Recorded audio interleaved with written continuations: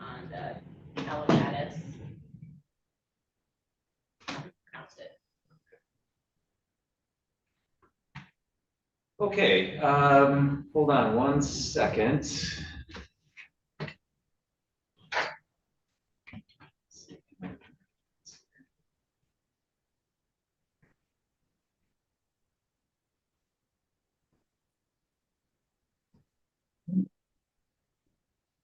Okay, Mr. Marchinia, what case are you calling in on? Good afternoon, Your Honor. It's the Rebecca Fleming matter versus Walgreens.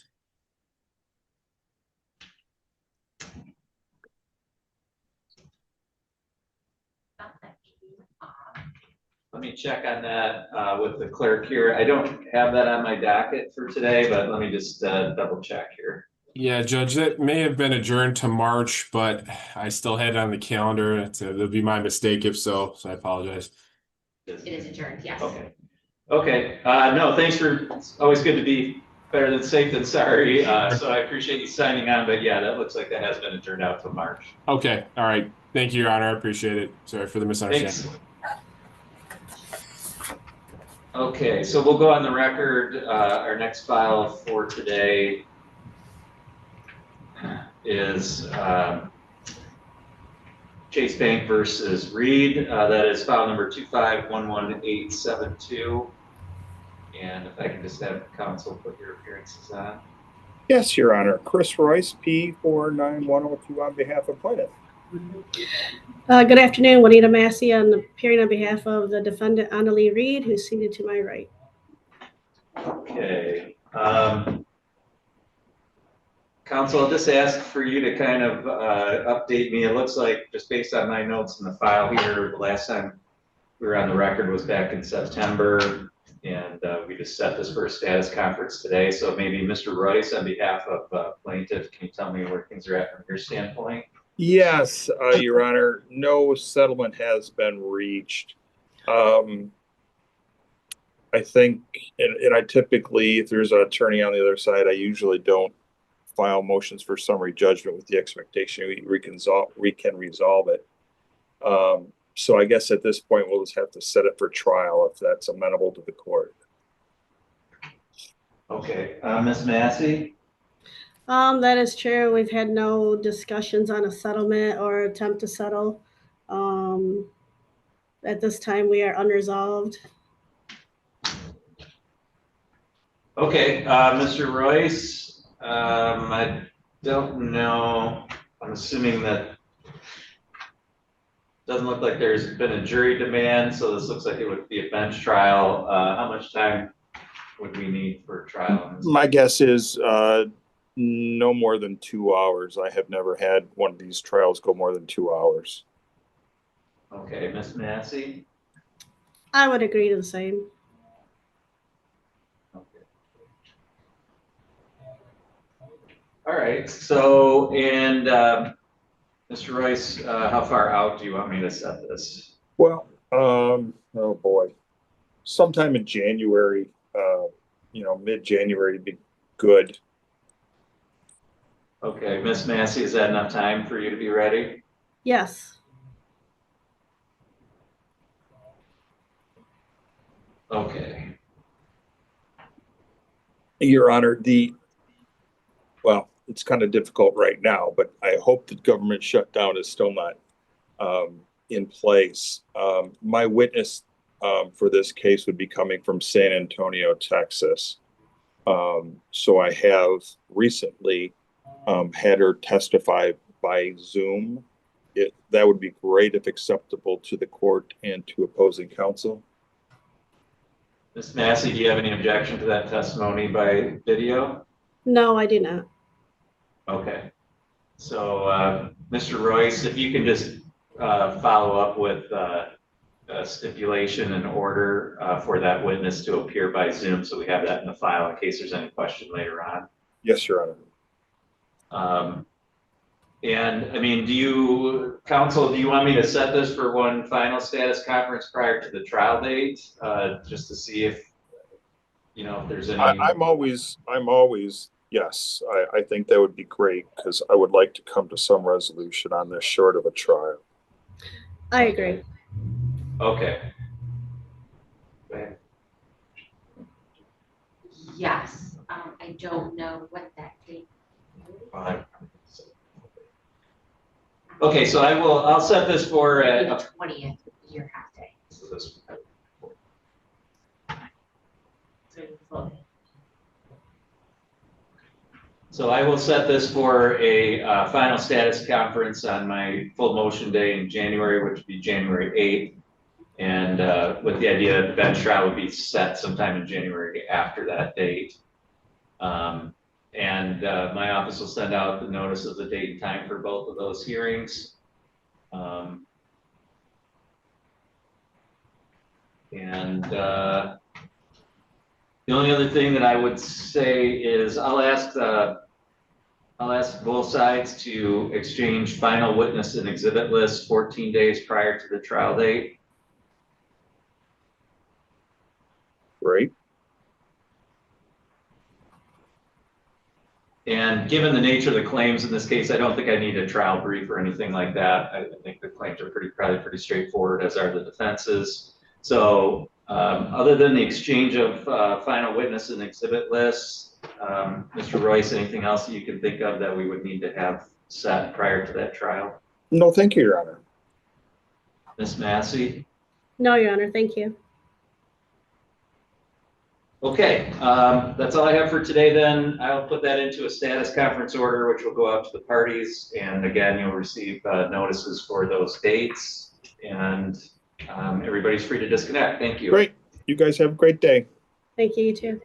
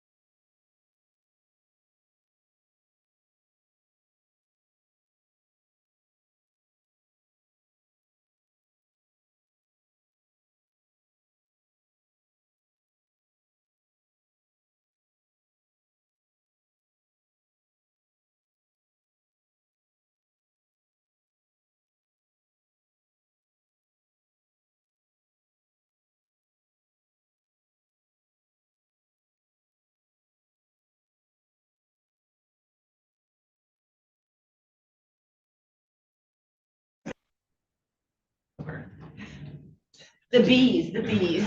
I was walking through the carriage and then back, there's a Ford F-450, dually, full cab. Okay, I go on to the sticker. You guesses?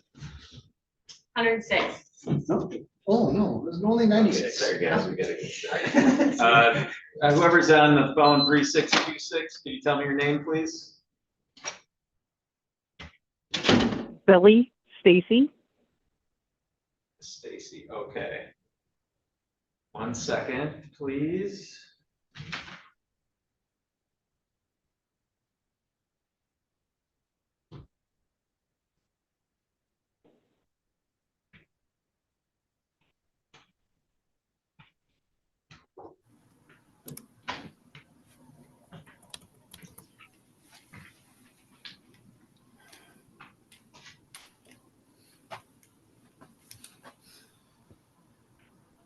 All right, Mr. Stacy, are you there as well?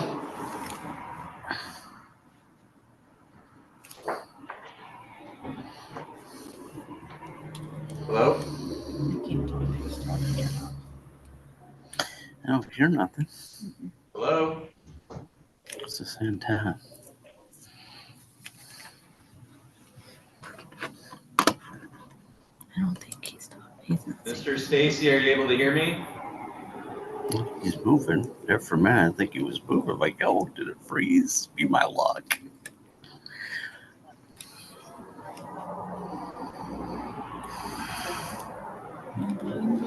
Maybe Billy in another line. All right, Ms. Stacy, are you able to hear me? Yes. Okay, all right, I'm gonna go on the record in your case. This is Stacy versus Stacy, file number 2511969. The record should reflect that Ms. Stacy's present by Zoom video. Mr. Stacy is connected, but apparently he can't hear me. I'm going to go forward with the hearing. If there are questions later on, then we can address that later. So, Ms. Stacy, we're on the record today in your divorce case, and you filed a request to enter a default judgment of divorce. Is that correct? Yes. Okay. The only thing that I would need to get from you that I don't have is a form called the judgment of divorce, and that's the final form that I need to sign to finalize things. Yes. Did you get that? Do you have that form? Yes. And the lady at the courthouse told me to bring it to her when this was all done.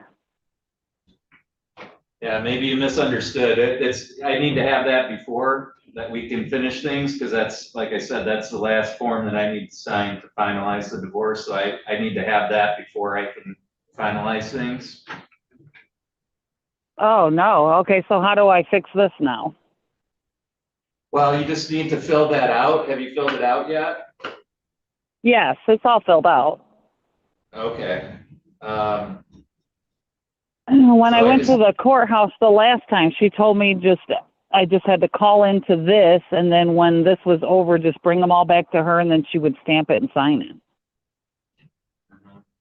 Yeah, again, maybe you misunderstood that was something that had to be dropped off before we could finalize things. So as long as you drop that off, I can reset this for a hearing, and then we can finalize things at that time.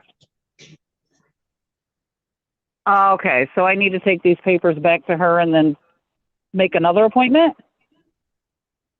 Correct, yes. Oh, no. Okay. Yeah, I know there's a lot of back and forth and a lot of paperwork, but it's just one of those things that everything has to be done in the right order. So, but we can get this back on for hearing relatively quickly if you bring that in, okay? Okay, no problem. I'll get that dropped off today. Okay, great, thank you. Thank you. Have a great day. Thanks, you too. Bye-bye, you're free to disconnect. Bye-bye. Okay.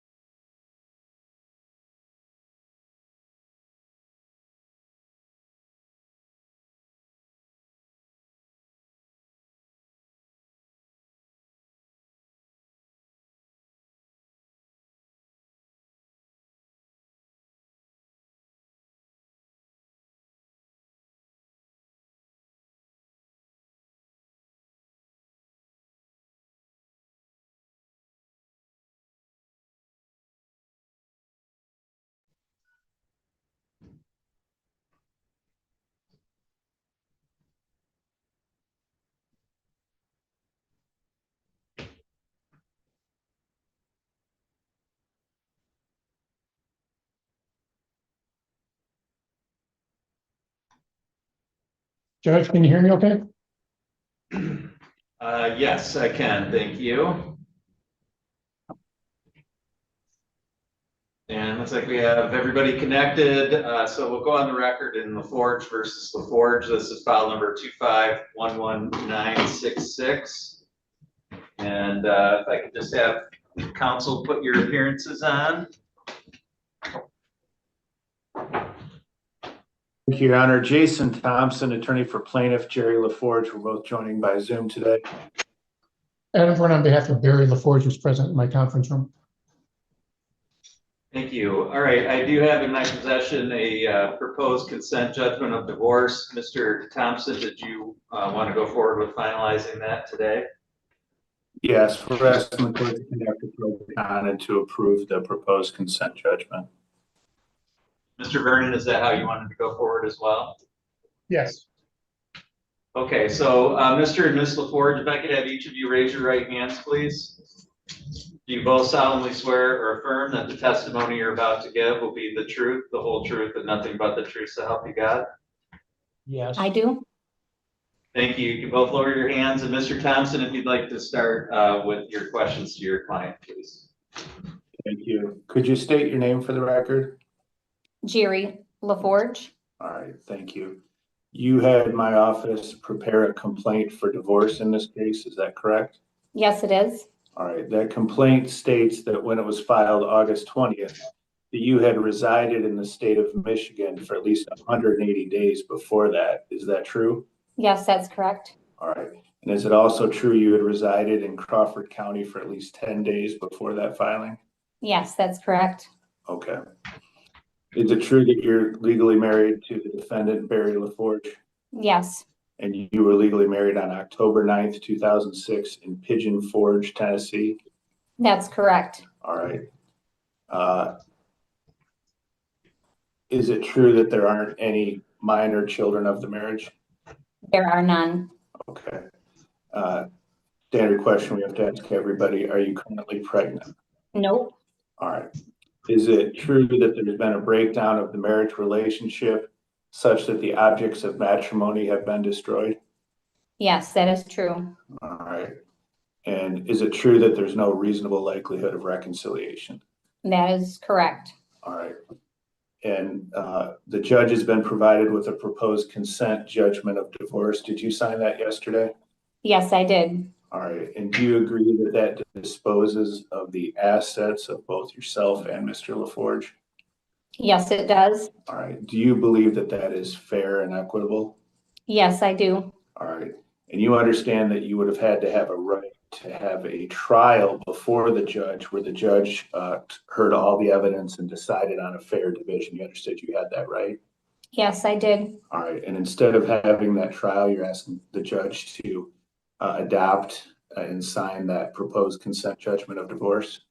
Yes, I am. All right. And you also understand that through this case, you would have had a legal right to what we call discovery, where you can request information from your spouse or from anybody else through subpoenas and things like that. You understood you had that right? Yes, I do. All right. And instead of going that way, you're asking the court to adopt this consent judgment of divorce. Is that correct? Yes, that's correct. Okay. And in that consent judgment of divorce, in addition to handling all the property that you and your husband own, it provides that you're not going to receive spousal support. Do you understand that? Yep, that's correct. All right. And in that, you said that you waived the right to collect it in the future. You understand that? Yes. All right.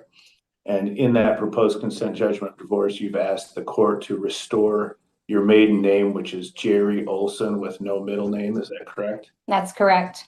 Okay. And so, again, you are asking the court to sign that consent judgment of divorce today? Yes. All right. Thank you. I didn't have any further questions for this witness, Your Honor. Mr. Vernon, did you have any questions, excuse me, for Ms. LaForge? I would simply ask one of the statutory requirement or one of the standard questions.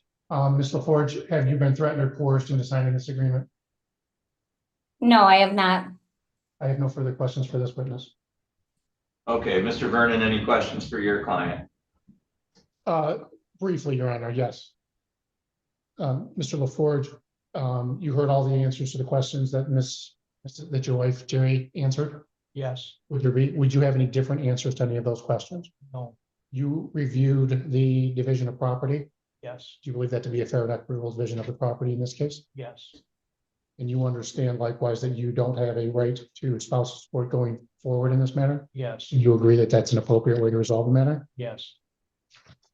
No other questions, Your Honor. Mr. Thompson, any questions of Mr. LaForge? No questions of Mr. LaForge. Thank you. All right, thank you. The court finds that the statutory grounds for divorce have been met by the testimony of both the parties in this case. I have reviewed the proposed consent judgment. I note that it's signed by all parties and counsel. It complies with statute and court rule and contains all the necessary provisions. The court will sign that judgment with today's date. Mr. Thompson, anything else I can address for your side today? Nothing further for today's record. Thank you, Your Honor. Mr. Vernon?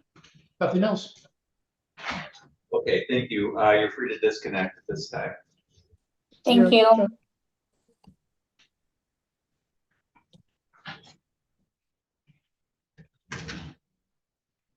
Ms. Stacy, I just have one other hearing I have to address real quick, and then I'll call your case, okay? Yes, sir.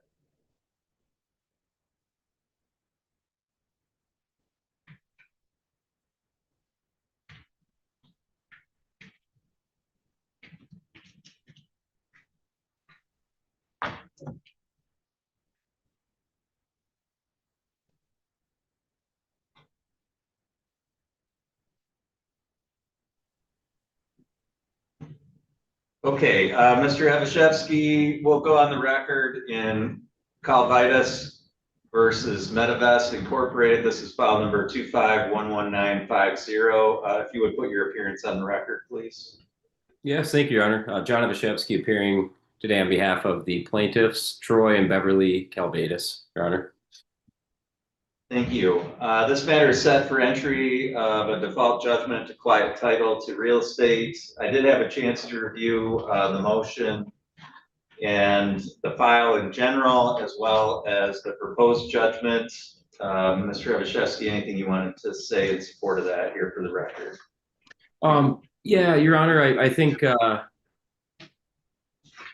one of the more unique parts of this case was temporarily having some success in getting a hold of who I believe to be the former shareholder of the defendant. It caused a significant delay in my work because anything beyond that phone call, I just was met with no response. So I do think the publication of notice and service was warranted. But beyond that, Your Honor, I'd rely on the contents of the complaint and the exhibits in the affidavit. But would you like me to put anything specific on the record, go through the facts and the application of that to the law, or are you satisfied with the complaint? No, I mean, that's in the record, as well as the file reflects all the pertinent information. So I always give counsel an opportunity to the extent there's a record they want to make, but I'm not asking you to make a particular record today outside of that, so. Okay, thank you, Your Honor.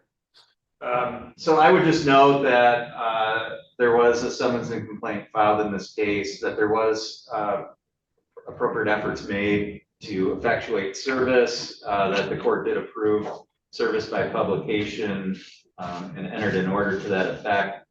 That was properly done by the plaintiffs. This hearing was noticed up for entry of default judgment. It was set for 2:45. It's now 2:55. Nobody has appeared in person to contest entry. Court did not receive anything in writing from any parties at all contesting entry. So I do think it's appropriate to enter that judgment. I will sign that with today's date.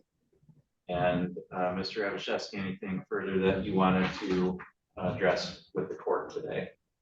No, Your Honor. I think I'm all set. Maybe one question. If you're able to mail the original judgment back, we can take care of certification and recording. Or it just depends on. It's different with every county. If the clerk is okay with certifying that and sending it, otherwise we can send it down with the with the proper fees to take care of certification. It's gonna be $17 for a certified copy. Okay. So if you want to mail me a check with an envelope, I can get that back to you. Okay. Great. Thank you. We'll get that out in the mail right away. Okay, thank you. Okay, that's all for this hearing, and you're free to disconnect. Okay. Thank you. Thank you. Okay, Miss Stacy, if you want to come forward up to the podium. Yes, sir. And we'll go back on the record in Stacy versus Stacy. The record should reflect Miss Stacy's now present here in the courtroom today.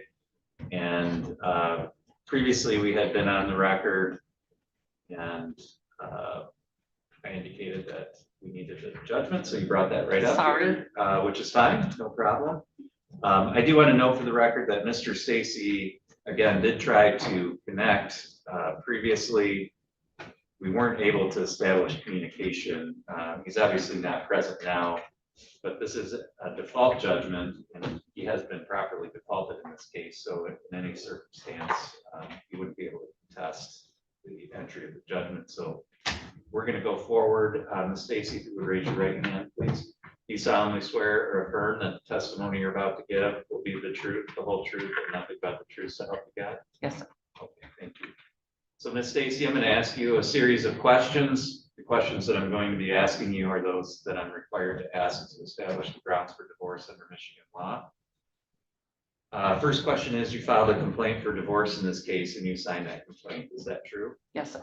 At the time that you signed that complaint, had you been a resident of the state of Michigan for at least 180 days? Yes, sir.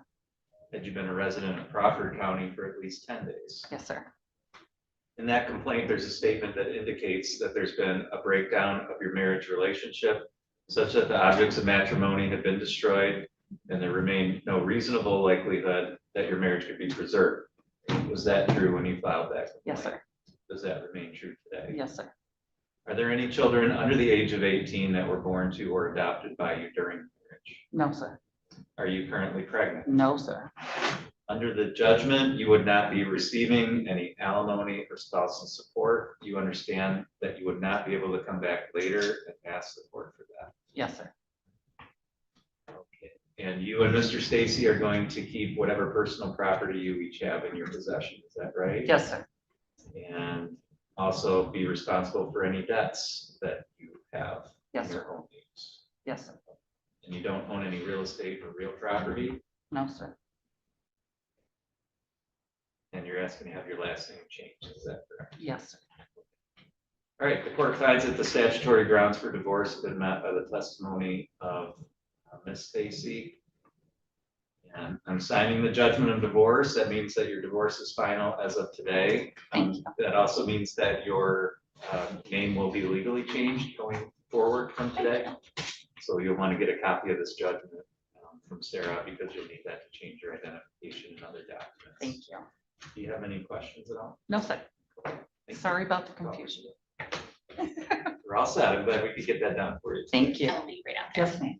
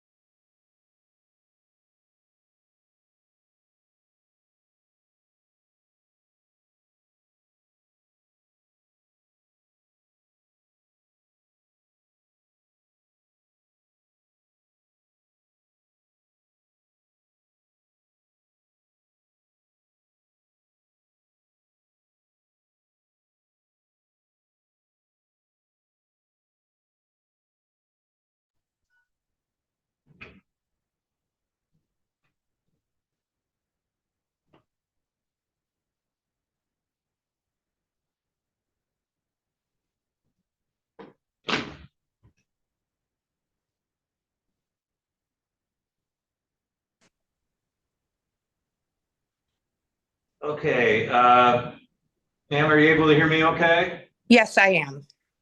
All right, we'll go on the record in Marker Gray versus Gray. This is file number 2311522. The record should reflect the plaintiff is present. This hearing by Zoom, this hearing was set for 3:15. It's now 3:21. I do not see Mr. Gray connected. So we'll proceed with the hearing. Ms. Gray, I had a chance to review your motion. And it sounds like, I mean, the real thrust of it is Mr. Gray's not cooperating with the process of listing and selling the home. Is that correct?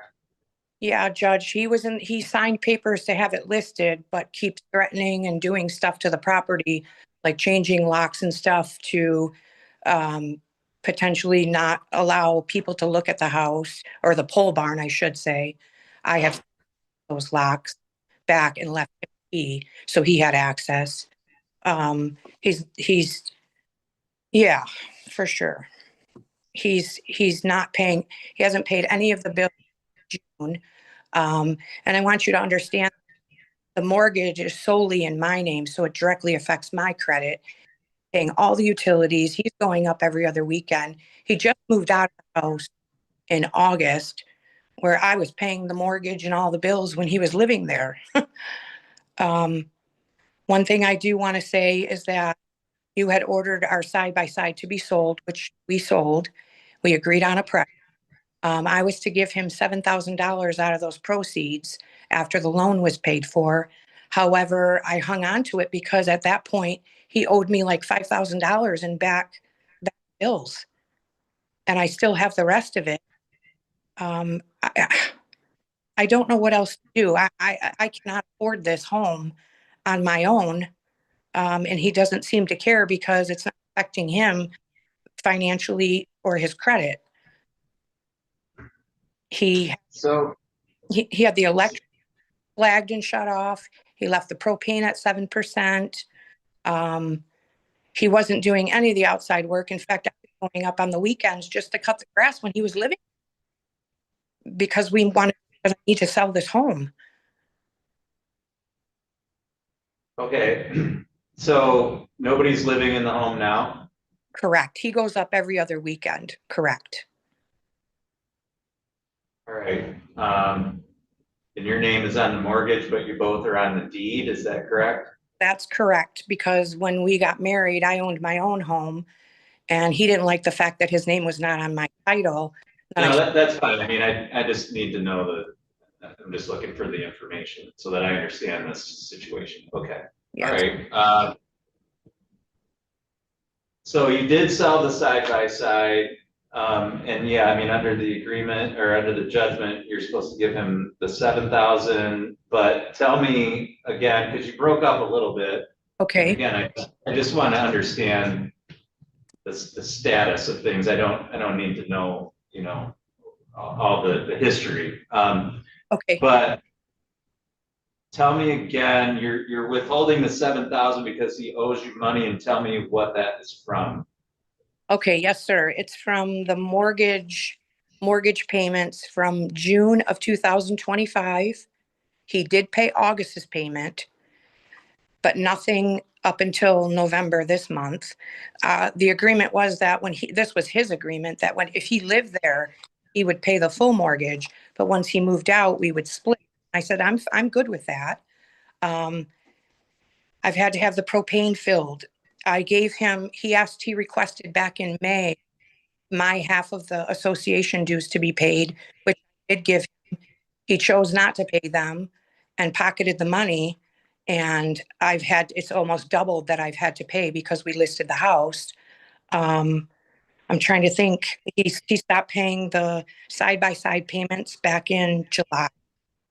And we didn't even sell this. He stopped paying way before we sold the side-by-side. So that's what made me scared to think I'm not going to get anything from him. And that's why I set it aside. Okay. So I guess what I would like for you to do, so that I can, because I need to go by, I need to go by hard numbers, when I craft my order arising out of today. Okay.